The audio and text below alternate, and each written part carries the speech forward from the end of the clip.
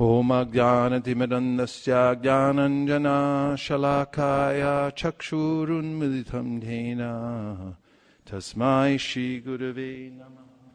Now I want to look at a verse from the Srimad Bhagavatam, Canto 11, chapter number 23, text number 22.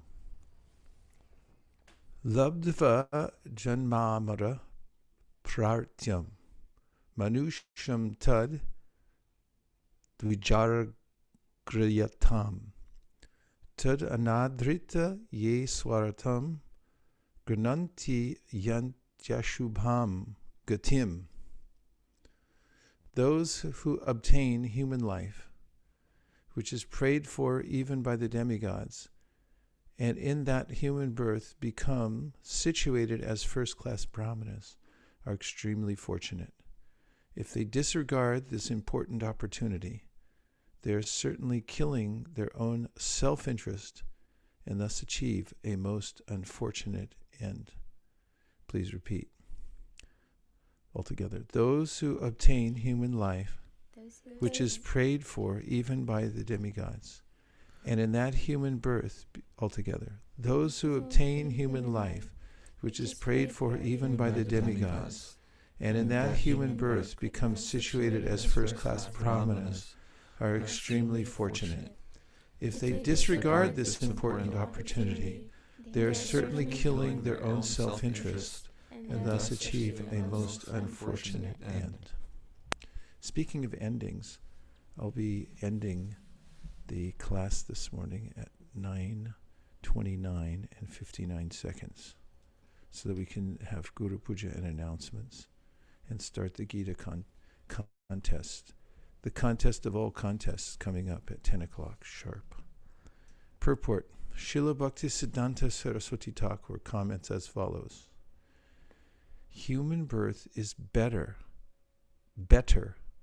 than that of the demigods, ghosts, spirits, animals, trees, lifeless stones, and so forth, because the demigods simply enjoy celestial pleasures, and in other forms of life there is excessive suffering. It is only in human life that one deeply considers one's ultimate benefit in life. Human birth is therefore more desirable than even that of the demigods. Within human life, the position of a high-class brahmana is certainly most desirable. If a brahmana, however, gives up the devotional service of the Lord and works hard like a Shudra simply for the prestige of his community, he is certainly on the platform of material sense gratification. The special qualification of the Brahmana is the spiritual knowledge by which they recognized every living entity to be an eternal servant of the Lord. A Brahmana, free from false ego, thus feels himself lower than a blade of grass and tolerantly offers respect to all living entities. All human beings, and especially the Brahmanas, should avoid becoming killers of their own self-interest by neglecting Krishna consciousness, the loving service of the Lord. Such neglect paves the way for future suffering. Human mind is subtle, can appreciate high concepts, starting with the fact that we can learn languages, which is remarkable. We have syntax and grammar. You go back to the gallery, please. The complexity of syntax and grammar is practically unimaginable. We might take it for granted. But the fact that we can articulate thoughts, we can talk about we can express concepts in terms of past tense, present tense, future tense, conditional tense, and many other nuances of language is simply remarkable. It reveals the subtlety of the human mind, how much power we've been given in the human mind. This facility for such subtle thinking in this verse, I think is very important for us to remember. Remembering Tasmat Ekena Manasa Bhagavan Sattvatam Bhati Shrotavya Kirtitavyascha Dyeya Pujascha Nityada. We have really one purpose, which is to use our extremely enriched minds, or our minds which are capable of subtle thinking, to think of the highest concept, to investigate what is the purpose of life, and to contemplate an original source. Causality is important. Intelligence means we can trace out where things come from. To the degree that our intelligence is limited, to that degree, we also cannot think past a certain point in the chain of causality. Animals, when they see something move, often don't consider what made it move. They simply react. For instance, a cat, when it sees a pebble move, jumps on the pebble and thinks, I wonder if it's going to move again. It doesn't think, is this alive or dead? Who threw the pebble? Whereas a monkey, I can assure you, if you throw a pebble at a monkey, he'll come back at you, but he'll go get his friends first, and then they'll beat you up because they knew you threw it. But a monkey can't think much past that, like, why did he throw it? What was his intention? Also, a monkey, when he gets a banana, doesn't think about, I wonder if these are imported. I wonder if they come from Colombia or local here in Delhi, or did they come by truck from Bengal? A monkey just eats the banana. We trace back the origin of things based on our intelligence. Those who are brahmanas, they have the most extensive intelligence. It's expanded by power of practice and a spiritual association, and therefore they can think about causality in a way that takes them all the way back to the beginning. That's where the Srimad Bhagavatam starts. Janmad yasya yataha. There is beginning to everything. Everything emanates from an original source. That has implications in our life, that something comes from a particular source. The next question might be, what is the nature of that source? What is my relationship with that source? This is the subject matter for devotional service. If we look at it in very broad terms, what is the source? And what is my relationship with the source? And what is my duty to that source? When one is bestowed with refined intelligence, and as is mentioned in this purport, the human life is a gift with the possibility of attaining the highest benefit. Elsewhere, Krishna talks about how the human body is a boat. Nrideham ajam sulabam sadulabam plafam sukalpam guru karunadaram mayana kulyena nabasviteritum. He says, human life, human body, nrideham, it's a boat. You can take this boat all the way across the ocean of material life. Don't waste it, he says. If you waste it, you become Atmaha, killer of the soul. Subtle thinking requires a lifestyle in which we're not exposing ourselves to low vibrations or becoming controlled or obligated to low habits. And everything we do, because the goal of life is so subtle, and the process for understanding it requires such refined intelligence. Everything we do is significant. Sometimes things which look insignificant can be missed. For instance, a snare. A snare is a little loop put out by a hunter. It looks like, oh, it's nothing. It's just a little thread with a loop on it. But if the rabbit steps in the snare, it's entangled. A fish hook also looks insignificant. Oh, it's just a tiny little piece of metal, but it has a barb in it. If somebody bites on it, then life is over. Similarly, the beginning of Upadeshamrita, Rupa Goswami says, Vacho Vegam, Manasakrita Vegam. Off-colored comments, using the tongue for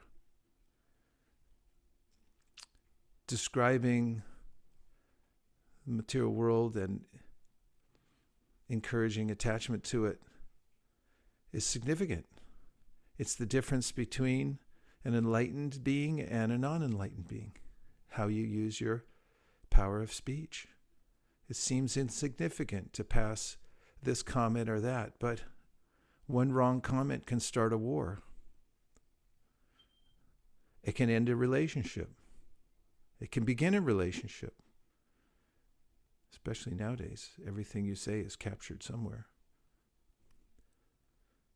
But it has its implication. Human intelligence means to be aware of this. It's our duty as brahmanas, those who understand spirit, to know how significant it is when we speak.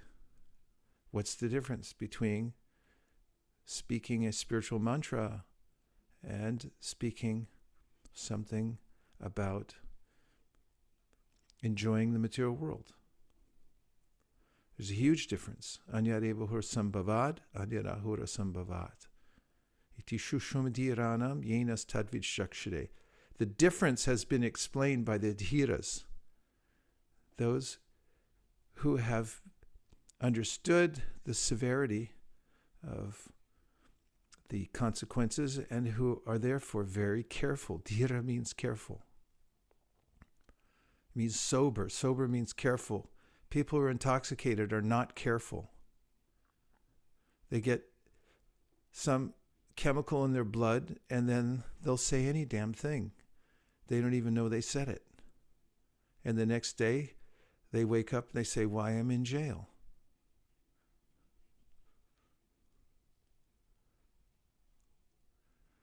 Not paying attention. It may look insignificant. What's the difference for 1 second? You may have a head-on collision with a truck. That's the difference. Not paying attention, using the human mind to tasmat ekena manasa, the mind fixed. The Bhagavatam's serious. It says, keep your mind fixed in one place on your service. Tasmat ekena manasa Bhagavan. Keep it on Bhagavan. Sattvatampati. He's your protector. Not paying attention is the cause of bloodshed. As the old Vedic aphorism says, in shaving, a moment's inattention causes bloodshed. Inattention. Oh, it's no big deal. For those on the spiritual path, it's a big deal. Pay attention. While driving, it makes a big difference.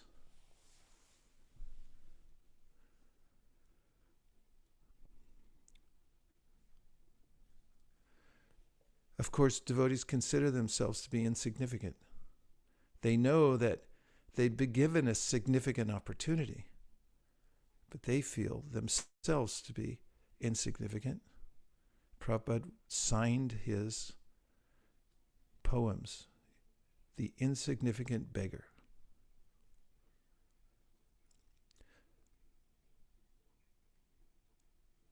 The holy name may look insignificant.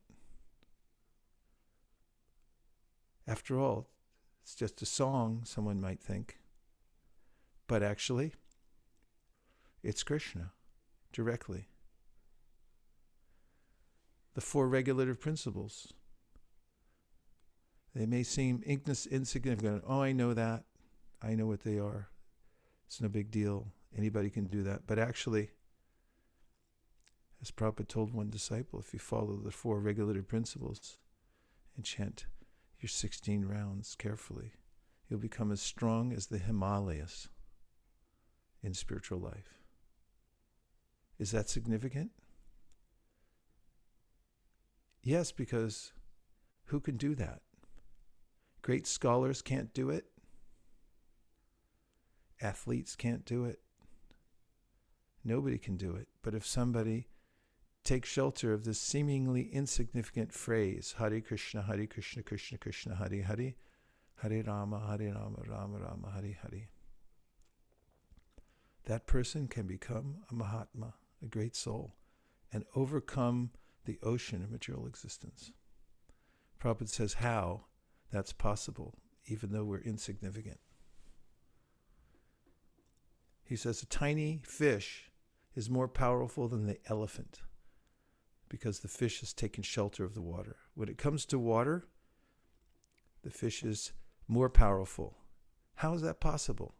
An elephant and a tiny fish, which is more powerful? In the water, the fish is more powerful. Why? He's taken shelter of the water. He can swim upstream. Even an elephant will be washed away by the Ganga. Can't make it across. So our surrender to the holy name is significant. It allows us to swim in this material world without being swept away. Humility is significant. First of all, what is it? Humility is the recognition that our Shakti comes from Krishna. Our Shakti comes from Krishna. Everything we do, whatever we're able to accomplish, we thank Krishna. We say, thank you for giving me the power to do this. This is humility. It doesn't mean that you don't do things. It doesn't mean that you don't shine. It doesn't mean that you don't excel in everything or try to for Krishna. But you give all the credit to Krishna. You recognize anything I'm able to do is Krishna Shakti. It comes from him. That's humility. And when we take shelter of Krishna in a mood of surrender, he ferociously protects us. It's like, when a lioness is with her cubs, she becomes ferocious.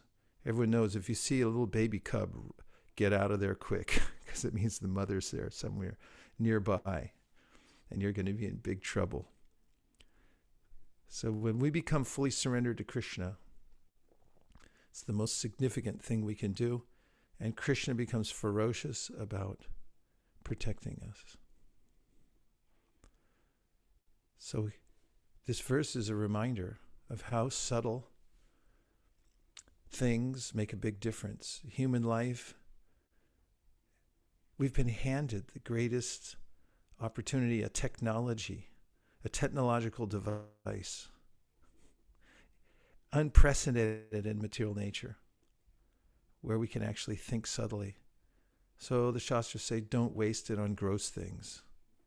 Refine your goal of life. Refine your speech. Refine your sense of who you are and surrender to Krishna. Refine your attitude.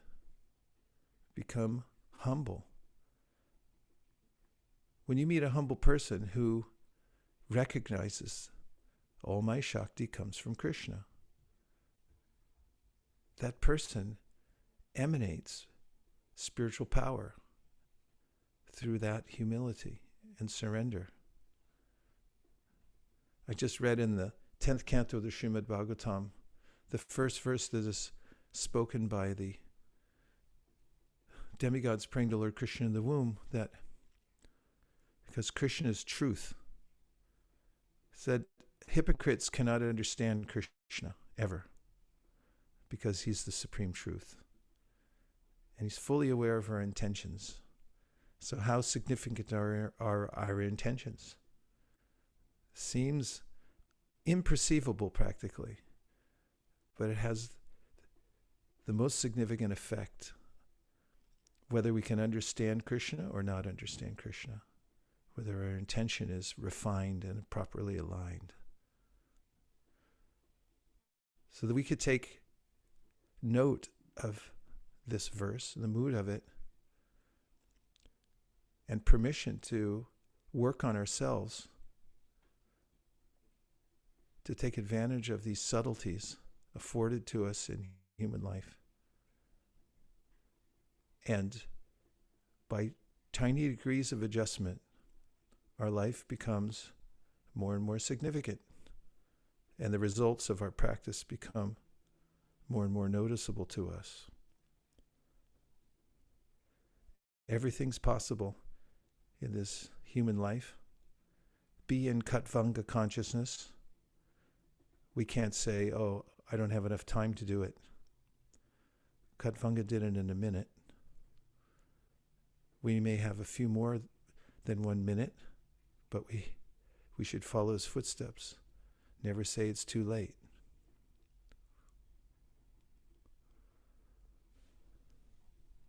Which verse number? You mean the original verse, Malini? Prabhu, the one that you just read, Prabhu. So I got it. It's 11.23.22. That's the one? Yes, Prabhu. I'll read it again. Those who obtain human life, which is prayed for even by the demigods. Did you note that also? It's prayed for even by the demigods because the demigods have it too good. It's possible to have it too good. You can't concentrate. Human life's perfect. Don't complain that your life is suffering. That's good. You have the perfect balance. Those who obtain human life, which is prayed for even by the demigods, and in that human birth become situated as first-class brahmanas, are extremely fortunate. If they disregard this important opportunity, they are certainly killing their own self-interest and thus achieve a most unfortunate end. I'm going to go look and see if there's anything on the board. But in the meantime, feel free to add something in the way of a reflection or a question. Hare Krishna, Guru Maharaj. Hare Krishna. Where are you? I'm in Michigan right now. Okay. I was just thinking, I was on a plane yesterday from Texas to Michigan, and I was just reading that pastime of Katvanga on the airplane. And right when I started reading it, the plane started going into extreme turbulence. And I was thinking, I was like, this is so fitting. I'm getting the perfect opportunity to see that when our life puts us in turbulence, we need to follow the example of Maharaj Katvanga. So I like that you brought up the point about Maharaj Katvanga, because I was just reading about him yesterday and is in a perfect scenario to understand the mood of that pastime. Oh, nice. Nice anecdote. And the Bhagavatam gives us many such heroes to take shelter of. We have Katvanga, we have Jad Bharat, we have Parikshit Maharaj, we have Didichi. How much of a hero is Didichi? Everybody knew his reputation. How'd you like to have a reputation like that? You can ask him for charity for the Lord, and he'll give it. They said, what are we going to ask him for? It's a little donation. Your bones. He said, don't worry, he'll give it. They asked him, he said, you're asking a lot, aren't you? And they said, well, it's for Vishnu. And he said, I know that. I'm going to give him. Tadishi gave his bones. These are our superheroes. If we keep them in our mind and heart, Katvanga, Parikshit Maharaj, Bali Maharaj, then we'll always be fortified. We can call on them to protect us, to protect our refined human life, or to refine our human life, and to protect the opportunity that we have. Please guide me, Katvanga Maharaj.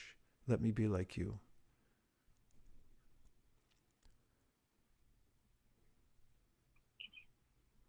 Yes, Shraddha. Maharaj, I really liked two things from this lecture. One was about humility, and the real definition of humility is that we accept that everything that we have good is actually coming from Krishna. And in that context, you had used the word we should refine. We should refine our attitude. I really, really like that a lot. And then connecting that with what you were mentioning in the japa circle today morning, there also you were saying that when we are chanting, there's an attitude change. Like from I'm being the controller, I'm actually your servant. So thank you so much for bringing in two levels of, two aspects to refining ourselves. Thank you, Shraddha. When I think of refinement, what first comes to my mind is making sandesh. As when I was taught by a great master how to make sandesh. Unfortunately, I haven't taken full advantage recently of these teachings, but I did put my heart and soul into sandesh making for at least 2.5 years. I made it every week. And what I learned from my teacher was that sandesh with any lumps, even the microscopic lumps, is useless. Sandesh takes patience to make. You could put it, if you want to cheat a little bit, you can put the curd through the champion juicer, come out the other side, but that's not it. It's not done. You have to put it on marble or stainless steel, completely flat, and you stay there until your kneading renders it so smooth that there's no perception of grit whatsoever. And similarly, as we're working on ourselves, our speech, our attitudes, don't think, oh, I'm already there. I'm perfect, powerful, and happy. No one's as advanced as I am. Everyone should offer homage unto me for being a great devotee, but we should think, oh, I need refinement. And when somebody corrects us, we should think, yes, this is the kneading process. I'm being spread out on a piece of marble, and thank you for bearing down upon me until all the lumps come out, the microscopic lumps. And when sandesh is completely smooth, you know that somebody put their heart and soul into it, making sure there's not one last piece of grit. Then it's sublime. One tiny piece of sandesh, after being offered at Mangalartik to the Supreme Personality of Godhead, will transport one directly, with no detours, to Goloka Vrindavan. Little saffron, Goloka. It's so sublime. And those who use their lives for this kind of kneading, again and again and again, patiently working to refine their attitudes. Malini talked about etiquette. She gave such a nice seminar on this all those years ago, back when even I was young and you were all just kids. She gave that seminar on etiquette, and she pointed out how Lord Chaitanya said that it's just the ornament of the devotees. Oh, when somebody has refined themselves like sandesh, everyone wants to be there with them. It's the greatest treasure. It's sublime. A little association with such a person, and you're transported directly, no detours, right back to Goloka. That's how powerful the soul is in contact with Krishna through refined attitude, practice, and sentiment. The mood of the heart is, I'm a servant of Krishna. I only want to please Krishna, my spiritual master. This is unlimited power.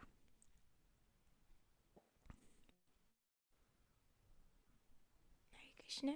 Hare Krishna. I really liked that example can you hear me? Oh, yeah. Oh, I really liked that example you gave about the fish and elephant, showing how the fish is actually stronger by surrendering. And I was reminded of that example Srila Prabhupada often gives of a dog, and the one with the master is actually the one who's more protected and who's enjoying more, whereas the one who's just living stray on the street is the one actually suffering. And I was just reminded about like how us humans in our like quest for independence, we often forget that we are happier when we're dependent on Krishna. And recently, earlier in the week, I was reading this verse from the Bhumi Gita. I think it was the 43rd verse. And then it mentioned about how even like all the demigods will like bow down to the Supreme Lord, but like the specific words, the petty and miserable human beings fail to do so. And I was also reminded, like in this purport, it said how like the demigods strive for a human birth, and then I was remembering how by us not being willing to bow down to the Supreme Lord, it's just a waste. Nice points, really nice points. The last point you made about the unwillingness to bow down. Recently, I read in two places where Prabhupada uses the word slight. He says in the 9th canto that if you develop a slight, actually they're both in the 10th canto, if you develop a slight inclination to hear about Krishna, your life becomes perfect. And he also says a little bit later, if you develop a slight inclination, if you develop a slight inclination to offer your homage to Krishna, even if you do it slightly, your life becomes perfect.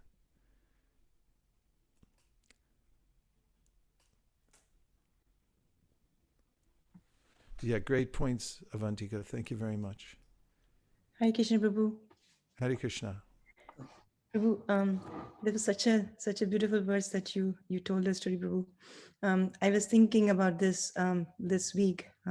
We were reading the pastime about Lord Brahma stealing Krishna's friends and the calves, and there it is said that Brahma actually was not able to take the real Krishna's friends. He only took the whatever was the Maya part of it. And then we were thinking how that anybody who has touch with anything material cannot touch anything spiritual, leave alone touching Krishna or his friends or his paraphernalia. But I was thinking how you said today that like a fish in the water, if we take shelter of the holy name, holy name is touching Krishna with the sound vibration. And though we are living in this material world, but still we are able to perceive or get a glimpse of the touch of Krishna through the holy name. And I was feeling so grateful that Lord Chaitanya Mahaprabhu gave us this process of chanting, which could actually connect us to the supreme abode of Krishna. So thank you, Prabhu. Yeah, really important points. The other day, when I was talking to Ananda Murari Prabhu, the famous bhajaneer, lives in Denver, and he just finished a college degree in psychology. And I asked him, well, how were your classes? How did you like the academic process? And he said, well, my overall realization is that education is You get out of it what you put into it. And so much of what we have, well, let me rephrase that. Everything that we have is what we ourselves have put in to our practice, into our lives. Because Krishna says, Ye yatamam prapadyante tanstataiva bhajamyaham. I'm facilitating whatever you want, dear son. I'll give you whatever you wish, dear one. Krishna's so kind. He's fulfilling everyone's desires since time immemorial, and he doesn't coerce us because he wants us to voluntarily decide to love him. So, to your point about the way that we invest ourselves in the 10th canto of Srimad Bhagavatam, when the 7th child of Devaki appears that there was a miscarriage, and then the daughter is there, and Kamsa comes to kill the daughter on the 8th. He couldn't tell if it was 7 or 8, but then, of course, the daughter came from Yashoda, was traded for Krishna, who was born to Devaki. And when he tried to kill her, she chastised him and said, "You're such a fool." And there, Prabhupada explains how Yogamaya and Mahamaya are simultaneously available according to the way we interact with the world. For those who are sincere and try to serve Krishna, Yogamaya makes herself available and facilitates us. If I want to enjoy the material world, then Mahamaya facilitates everything so that I can get the illusion that I want. Everything is responding to us. Everything in our environment responds to us appropriately. That can be maddening in one way, but actually it's great news, because it means that if I adjust and refine myself, my environment will respond appropriately. Even karma is an appropriate response to the way I'm moving. In the 10th canto, 14th chapter, check that, in the 11th canto, in the story of the Avanti Brahmana. The Avanti Brahmana who starts off his life as an entrepreneur and develops wealth, but then loses it because of being so stingy and barely ever offering anything to anyone, including the demigods, except for one time he sincerely prayed in a sacrifice, and he had this shred of piety in his heart. When he lost everything, he became destitute.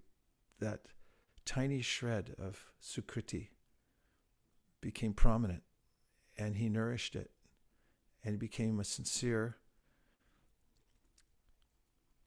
spiritual practitioner. He left everything.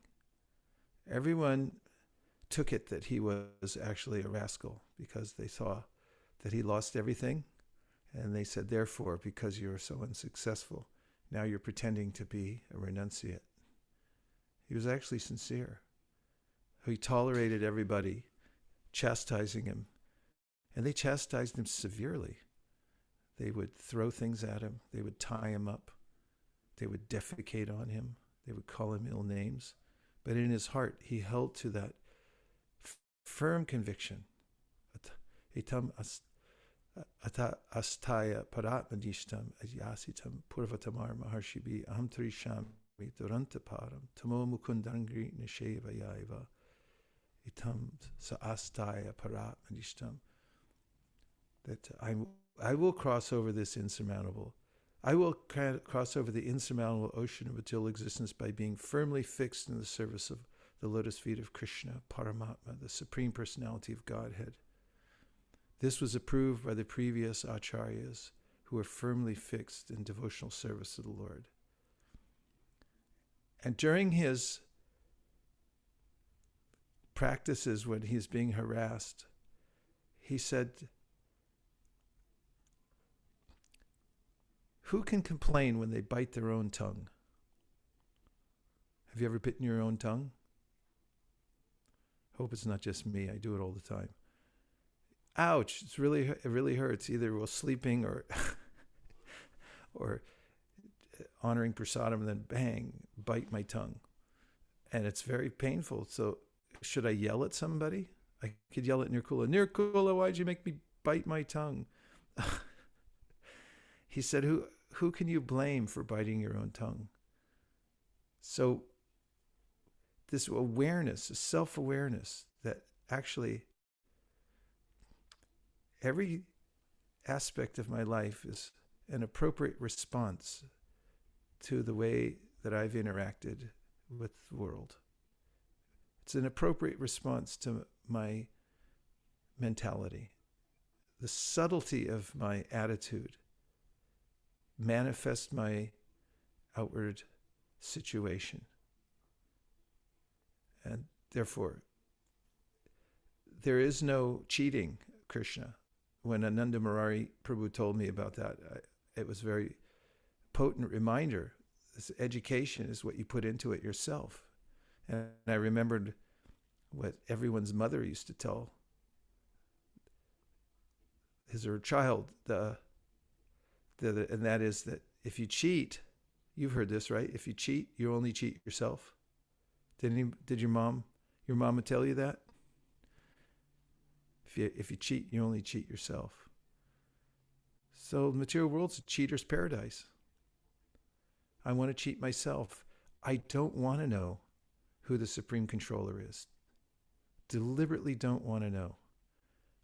I put up barriers made of philosophy, made of a society where there's no trace of seeing the Supreme Personality of Godhead. No imagery, please. No nomenclature. Do not mention it. I don't want to hear about it. Someone divorces someone else, and then I never want to hear from you again. But the person who's been divorced continues to pay and support. Krishna, even though I've divorced myself, I said, I don't want to, I'm breaking this off. I don't want to really see you anymore. I don't want to hear from you, but he still pays all the bills. Still maintains everything we do.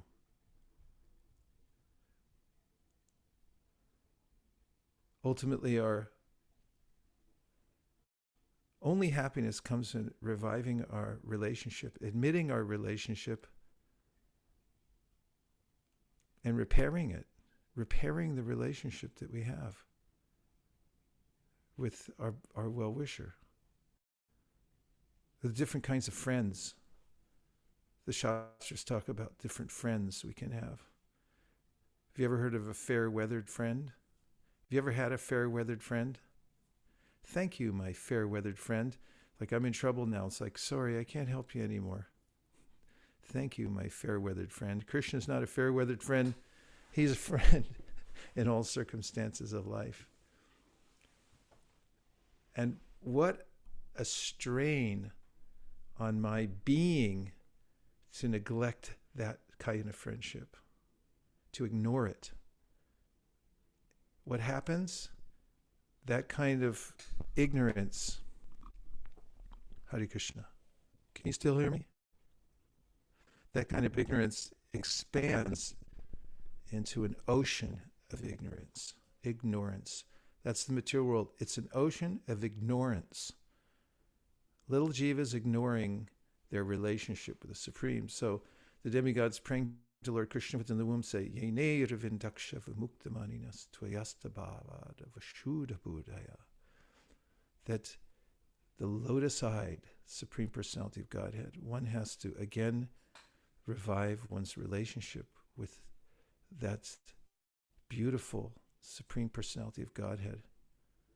And by that, one's actually liberated. There's no there's no workaround on this.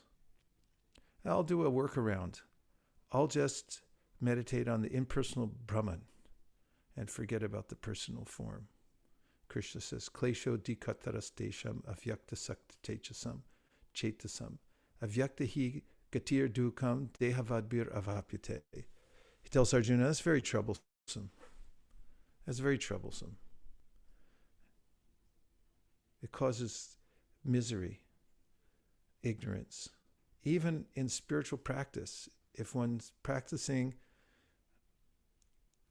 something to reach God, but then doesn't have a clear idea that there's a relationship with the Supreme Person who's our best friend and with whom we have an intimate relationship.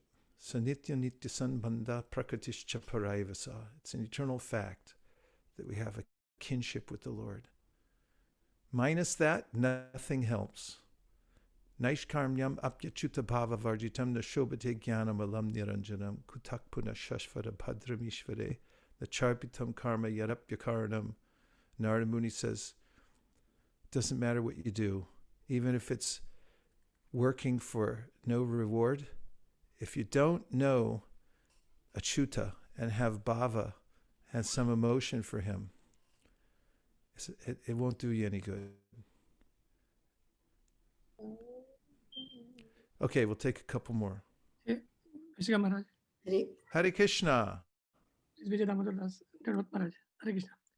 Maharaj, I have a simple question. Could I share, please, if I can ask the question? I don't know. Will I be intimidated by it? Hopefully not. Okay. I mean, I can talk otherwise. Aparame, can I share? Please share. You want to share the screen? Is that what you're doing? Yeah, I think Aparame is allowed me. Okay, Maharaj, so over here, Prabhupada is mentioning that there's an order to the layers, right, over the soul. Intelligence above the mind, soul is above the intelligence. So senses, mind, intelligence, and soul, right? So you would expect that someone going the spiritual path would expect to cross the senses first, then the mind, the intelligence, and the soul, right? And then there's another fact given in 11.13.1 where it is being mentioned. What did you mean first before you go on? What did you mean the senses would pass the mind? Wouldn't you be controlling the senses first, and then once you draw your senses like a tortoise, and then you try to control your mind? I mean, a typical order. Of course, while doing Hare Krishna, we kind of do all of them together. But the order would be that first one kind of gets out of the external senses and kind of gets the mind in control, then the intelligence, and then realizes that the soul is lost in this world and it really has a different responsibility. Krishna Nitya Swarup. So Nitya Swarup is to be Krishna's servant. So wouldn't that be the order? And if that may we examine that for a second before you go to the second part of your presentation? If we look at the third chapter of the Bhagavad Gita, gallery for a second. If we look in the third chapter of don't go there yet, but I just want to talk. Just go to the gallery. In the third chapter of the Bhagavad Gita, Krishna gives the hierarchy. The lowest of all is the senses. Above the senses is the mind. Above the mind is the intelligence. Above the intelligence is he, the soul. And then, of course, as we know from the 13th chapter, then there's this super spirit, as Prabhupada says in the Bhagavatam, the Paramatma. At the very end of the third chapter of the Bhagavad Gita, Krishna says, Evam buddhi param buddhva samstabhyatmanamatmana jahi shatram mahabaho kamarupam durasadam. So what he's talked about in the third chapter of the Gita, first he said lust is the eternal enemy of the soul. It burns like fire and it dissuades us from our actual self-interest. And he says that lust occupies different areas, including the senses, sometimes the mind, sometimes the intelligence, as in an army would strategically occupy a territory in order to take it over. So in military terms then, he's describing these different areas where we're overtaken by our eternal enemy, lust, which is born from Rajagun. And then he says at the conclusion that make a stand against this through your intelligence. Evam buddhi param buddhva samstabhyatmani. So you stand up and fight by fortifying your intelligence. because when you have that discrimination, then you become stita pragya. And that's the description in the second chapter of the Gita where Arjuna asks, how do I know somebody's actually fixed in consciousness? And then Krishna says, first thing, prajahati yada kaman sarvan parta manogatan atmanyeva atmanatushta stita pragnastadojite.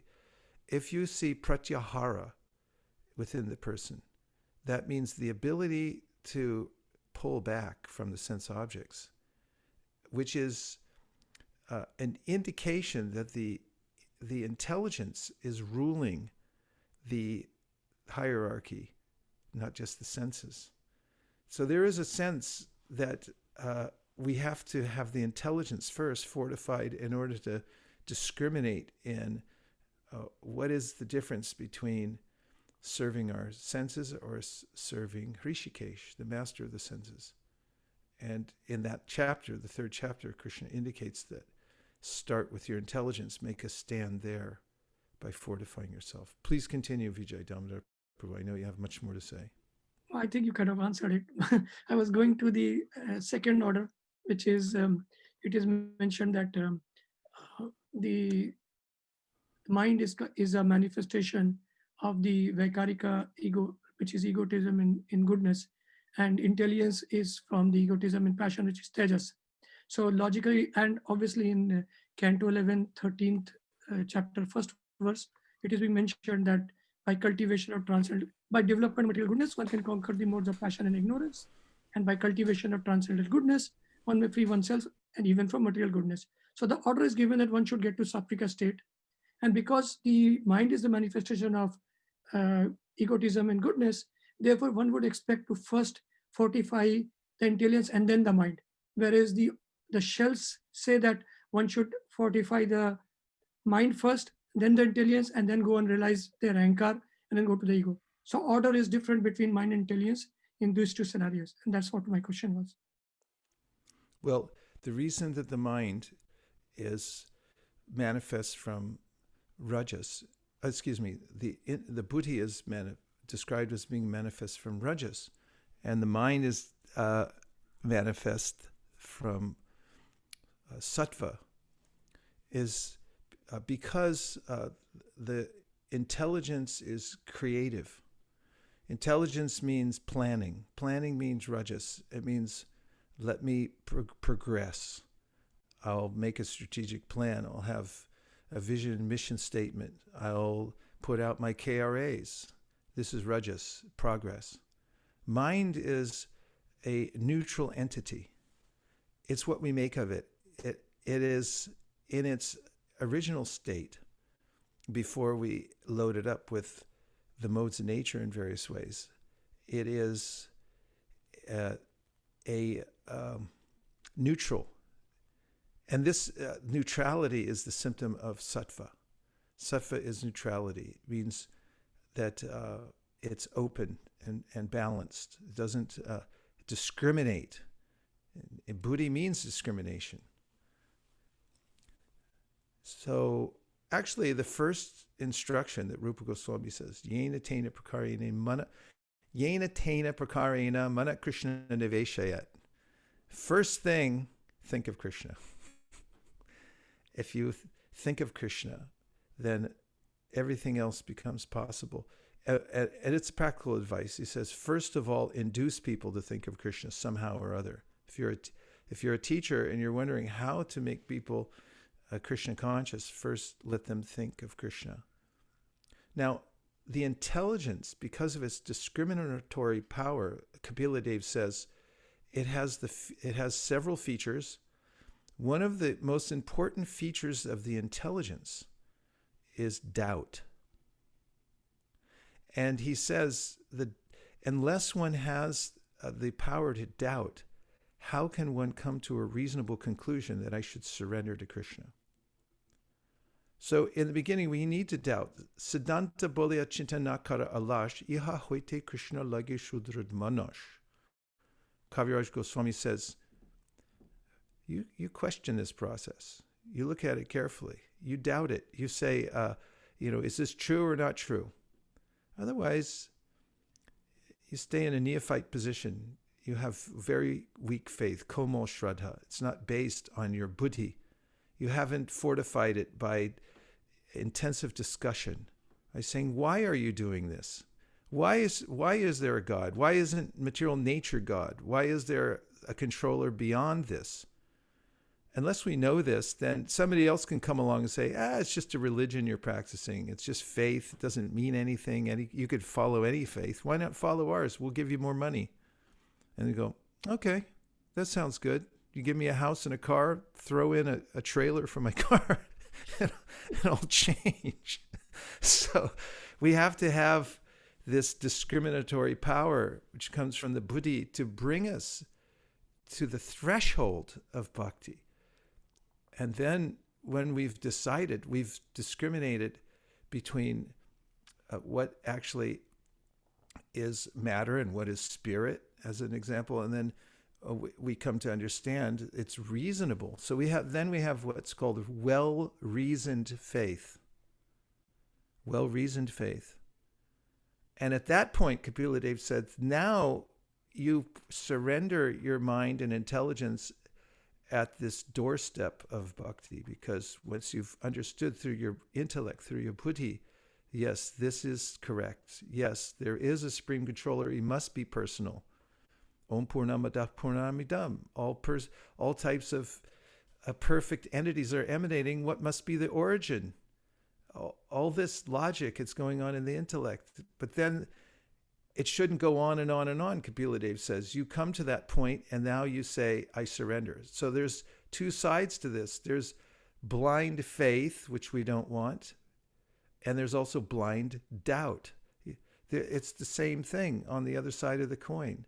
So you have to use your intelligence deliberately to come to the point of understanding, where should I actually place my attention?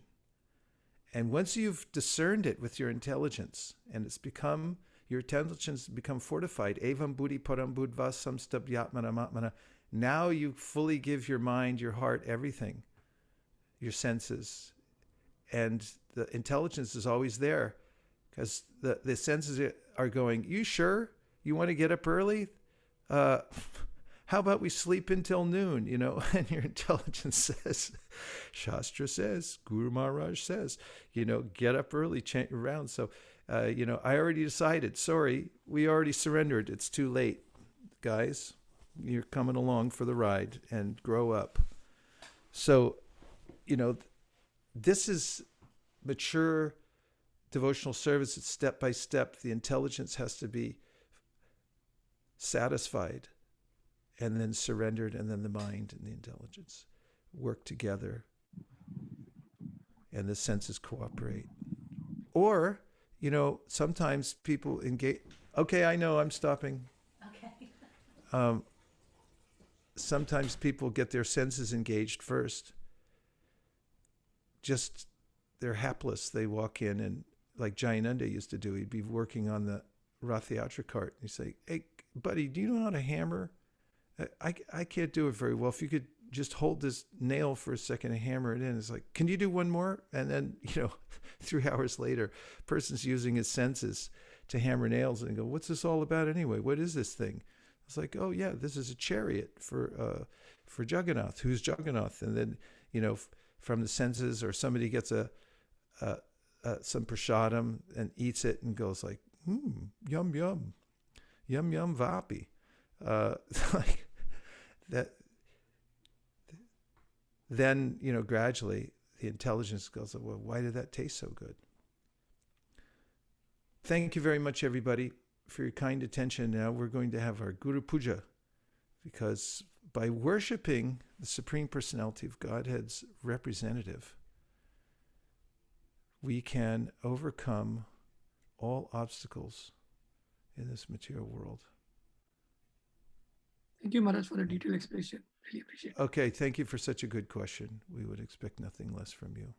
Jayom Vishnupad Paramahamsa Prevajikacharjashto Tarashdashi Mada Bhai Charanada Vinda Bhaktivedanta Sai Maharaj the Prabhupada Ki Jai. Jayom Vishnupad Paramahamsa Prevajikacharjashto Tarashdashi Mada Srila Bhaktisiddhanta Saraswati Gosai Maharaj ki jai. Ananta Koti Vaishnavini ki jai. Namacharya Srila Haridas Thakur ki jai. Prem Sagoho Shri Krishna Chaitanya Prabhu Nityananda Sri Advaita Gadadhara Shivasadi Gaura Bhaktavrinda ki jai. Shri Shri Radha Krishna Gopina Shama Kunda Radha Kunda Giri Govardhan ki jai. Shri Vrindavan Dham ki jai. Shri Mayapur Navadip Dham ki jai. Shri Jagannath Puri Dham ki jai. Tulsi Devi Bhakti Devi ki jai. Jamuna Devi Ganga Devi ki jai. Samveda Bhakti ki jai. Gaur Premanande. Go ahead, Pri Kishore, more. Keep going, keep the harmonium, let her do some stuff.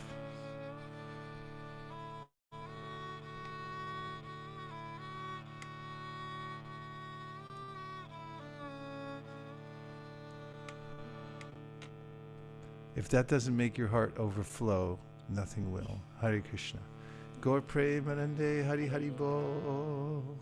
Marman, Natari Marman, Natari Marman, Natari Marman, hey, Natari Marman, Natari Marman, Natari Marman, Natari Marman.